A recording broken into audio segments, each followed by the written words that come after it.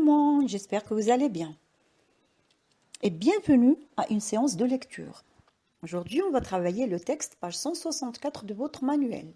Prenez-le s'il vous plaît et essayez de suivre avec moi. C'est bon? Vous y êtes? Alors, avant d'entamer notre travail, je tiens à vous poser une toute petite question. Quelles sont les différentes habitations que vous connaissez? Les types d'habitations que vous connaissez? Oui, les baraques, on peut trouver les baraques, les chalets,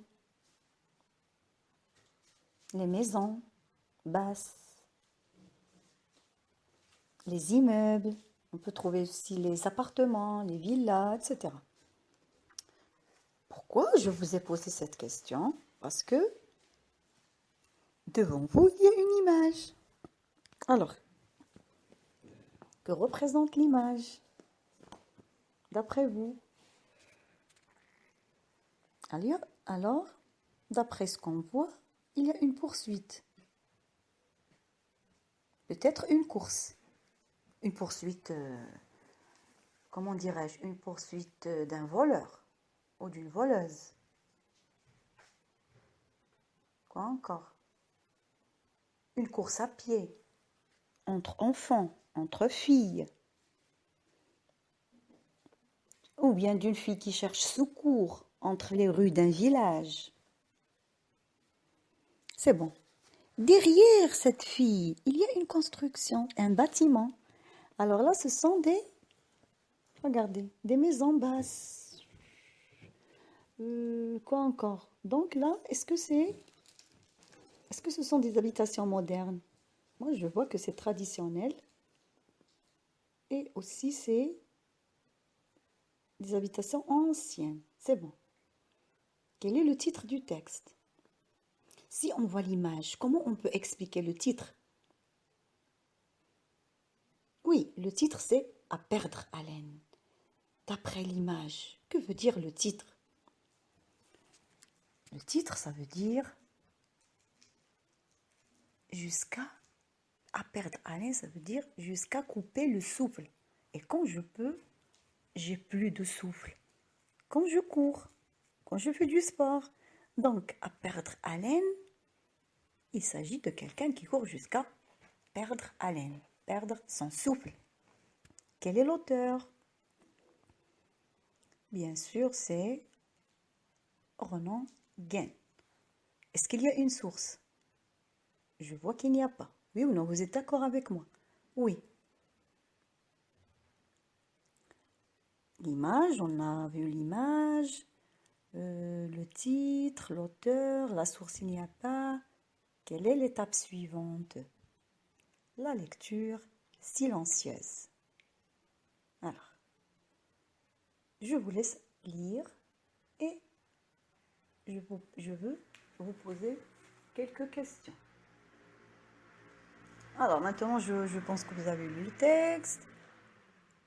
Quel est le type de ce texte? Ah bon, d'accord, c'est un texte narratif. Le genre, bien sûr, c'est un récit. Ouais, un texte narratif. Et le genre, c'est un récit. Oui. Où en art, on raconte l'histoire. De qui? C'est ce qu'on va découvrir ensemble. De quoi? C'est ce qu'on va découvrir ensemble. Alors, quels sont les personnages? Personnages principaux. Bien sûr, c'est Assia et son frère. Assia et son frère. Il y a un personnage, il n'est pas un personnage, il n'est pas principal, mais ils ont déjà parlé d'un malm qui a hurlé derrière un garçon. Oui. Où se passe l'histoire? Où? L'image. Est-ce qu'il ne vous donne pas une idée sur le lieu? Moi, je pense qu'au sud, d'après la couleur de ce bâtiment, d'accord? C'est au sud exactement. Oh, les environs de Marrakech, n'est-ce pas? Très bien les élèves. Alors, Je vous laisse encore faire une deuxième lecture pour passer à l'explication du texte. Alors, d'après votre lecture, et d'après ce que vous avez compris, de quoi parle ce texte? Et d'après aussi le titre, de quoi s'agit-il? Et bien sûr, d'une course. Qui a fait la course? C'est Assia et son frère. Alors, combien de parties ils ont divisé le texte? 1, 2, 3, 4 parties. Oui, 4 parties. La première partie du texte commence par le mot riant jusqu'à ruelle. Oui ou non? Bien sûr que oui, de 1 jusqu'à 15. Alors là, qu'est-ce que vous avez compris dans ce paragraphe? Dans cette partie du texte, pardon. C'est bon. Assia et son frère ont fait un défi de course qui va arriver le premier. Quand se passe l'histoire? Quand? Bien sûr, il y a longtemps, c'est au XXe siècle. Assia et son frère ont fait un défi. C'est elle qui a défié son frère à la course.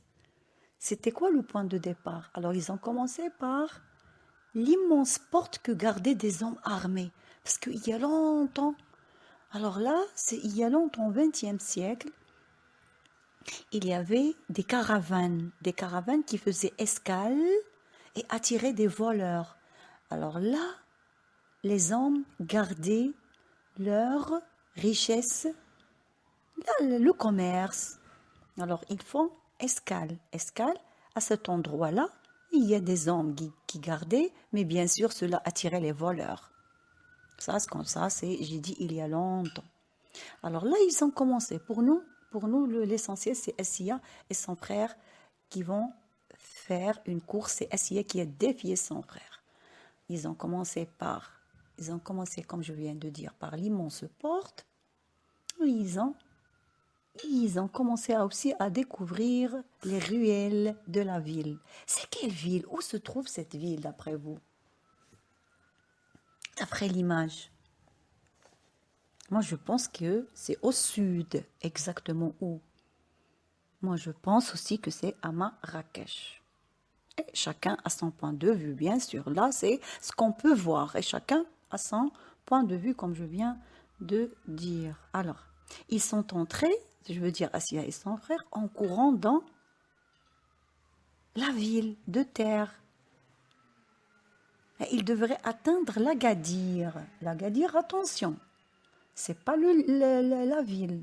L'Agadir, aujourd'hui, est devenu un monument, mais c'est un grenier qui datait du XIIe siècle et il servait comme une chambre, comme un refuge pour stocker les graines, tout simplement.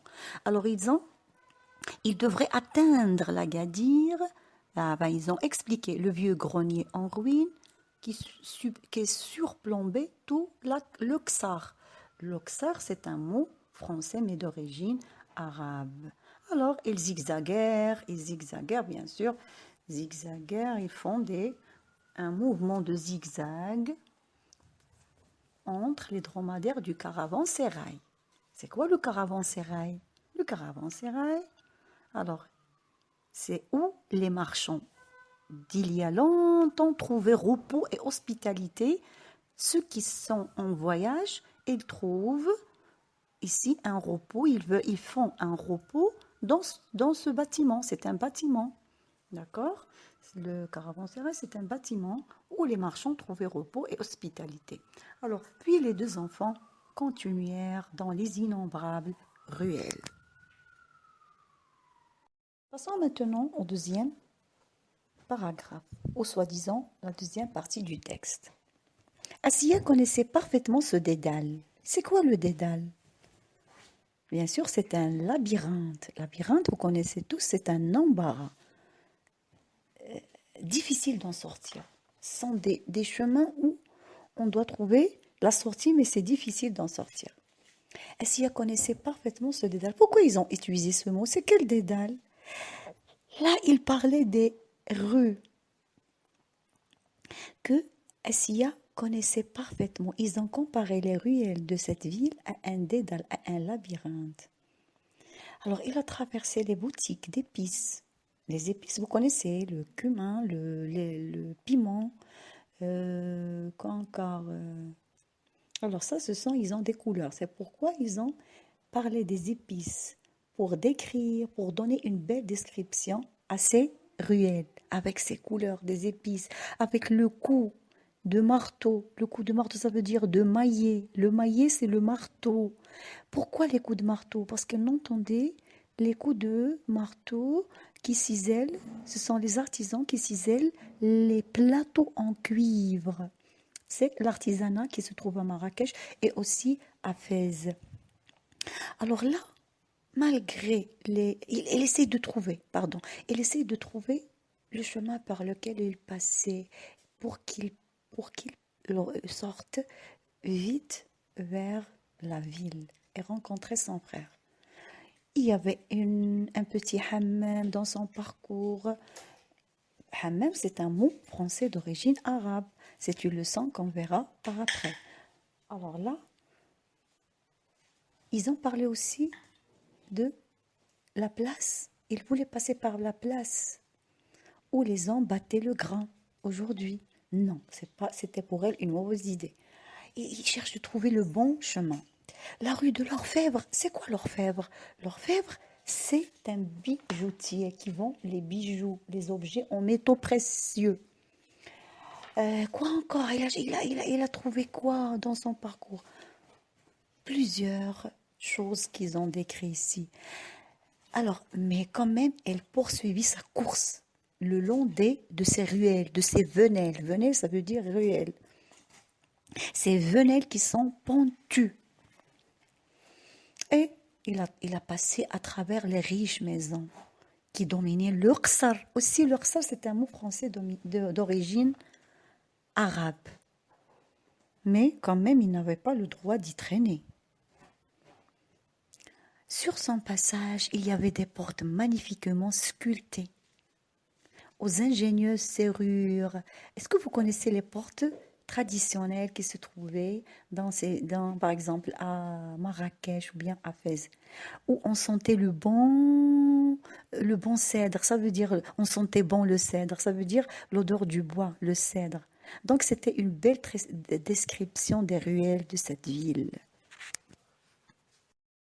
Assia continue son chemin. Alors il émergea des rues ombragées. Elle est sortie des rues de ce labyrinthe. Il était à l'intérieur de la ville, dans la ville. Assia, il courait dans la ville. Alors, une fois sorti de ce labyrinthe, le soleil l'éblouit. Alors, un instant, il a aperçu son frère. Où il était? Sur le chemin de ronde. Qu'est-ce qu'il a fait? Où il était exactement? Il sautait sur les terrasses. Donc, Assia était dans la ville, mais lui, il était sur, comment dirais-je, si on voit le sens figuré, il était sur la ville. Il était sur, regardez, il était intelligent. Elle était dans les ruelles, mais lui, il a fait la course à travers les terrasses. Mais durant cette course, un ma'allam, vous connaissez c'est quoi le ma'allam? Le ma'allam, ça veut dire c'est celui qui construit des bâtiments. D'accord, le ma'allam. C'est pas les bâtiments juste. Le ma'allam, on le dit que c'est lui qui... Nous, en Maroc, ou bien les Arabes disent le ma'allam, ça veut dire, comme on dit, celui qui apprend quelque chose aux autres. Celui-là, le ma'allam, concernant les constructions des bâtiments. Alors, qui entretenait le pisé, ça veut dire la terre argileuse, mélangée de paille hachée. Il essaie d'entretenir une terrasse, mais le frère de Assia, il lui a tout, il a essayé de lui tout bousiller. Et le Ma'alem hurla à la vue des empreintes. Il a laissé des empreintes parce que le pisé, la terre était frais. Alors, la terre était fraîche, mais le pisé était frais et humide. Cette terre on sentait la fraîcheur en été et la chaleur en hiver. C'est ça, parce que ce toit est caractérisé par ce toit, ça veut dire le pisé. Je répète, le pisé, c'est la terre mélangée avec la paille. Il donne la fraîcheur en été et la chaleur en hiver. Mais Assia a repris sa course. Même s'il a vu son frère, il voulait le défier. Il a repris sa course. Et tous les deux, en même temps, ils atteignirent en même temps le chemin escarpé. Ça veut dire où il y a une pente. Une pente, là aussi, c'est un passage descriptif, on va voir, qui menait au sommet de la montagne, tout en haut, essoufflé, fatigué, mais heureux. Pourquoi? Parce qu'ils ont contemplé, ils ont vu le paysage magnifique, les palmeraies. C'est pour ça que je vous ai dit, c'est Marrakech, les palmiers, les palmeraies et les champs alentours avec l'ocre. L'ocre, c'est la terre aussi argileuse colorée en jaune. Argile utilisée comme colorant. L'ocre de la ville, sur les hautes tours, des cigognes avaient bâti leur nid. Des chèvres s'abreuvaient dans les eaux profondes. C'est une belle description de cette vue parce que maintenant ils sont en haut. D'accord? Ils regardaient le paysage en haut. C'est une vue panoramique très belle. Des chèvres s'abreuvaient dans les eaux des profondes de l'Onila, au loin les neiges éternelles de l'Atlas sentier, ça veut dire briller. Et l'Onila, c'est la vallée. J'espère que que j'ai pu vous donner une idée du texte. Merci de relire une autre fois. Alors là, c'est clair. C'est un texte narratif qui a raconté le défi de Assia qui a fait une course avec son frère et bien sûr une description, une très belle description de ces ruelles, de ces artisans, de ces couleurs, de cette odeur du cèdre. Plusieurs choses étaient décrites dans ces passages. Alors maintenant, j'espère que vous avez compris. J'ai donné une petite explication. C'est à vous de faire. Je comprends l'histoire. J'ai donné même des réponses. Vous n'aurez pas de problème. Donc, prenez maintenant vos livres à la page 165. Ça y est, vous y êtes. C'est bien. On est maintenant devant la page 165. Je comprends l'histoire. Après ma petite explication, faites s'il vous plaît, prenez vos cahiers marrons ou bien une feuille et exercez-vous. Faites l'exercice. Je comprends l'histoire. À quelle époque se déroule cette histoire? Je crois que j'ai déjà répondu. Que font Assia et son frère? Là, c'est aussi, j'ai répondu. Lequel des deux court dans la ville et lequel court sur la ville? C'est bon, je vous ai expliqué. Où se retrouvent? C'est pas se retrouvent, se retrouvent parce qu'ils étaient déjà ensemble. Après, ils se sont retrouvés où? À ton avis, pourquoi les deux enfants sont-ils heureux une fois leur course terminée? Quelle couleur l'auteur associe-t-il à la ville? On a déjà vu dans le dernier paragraphe, dans la dernière partie du texte, à la campagne. À quoi est liée chacune de ces couleurs? La dernière question, quelle impression ressent-on en lisant ce texte? Et ils ont donné beaucoup de choix. Alors, merci d'être attentif. Faites votre exercice et à la prochaine séance. Merci.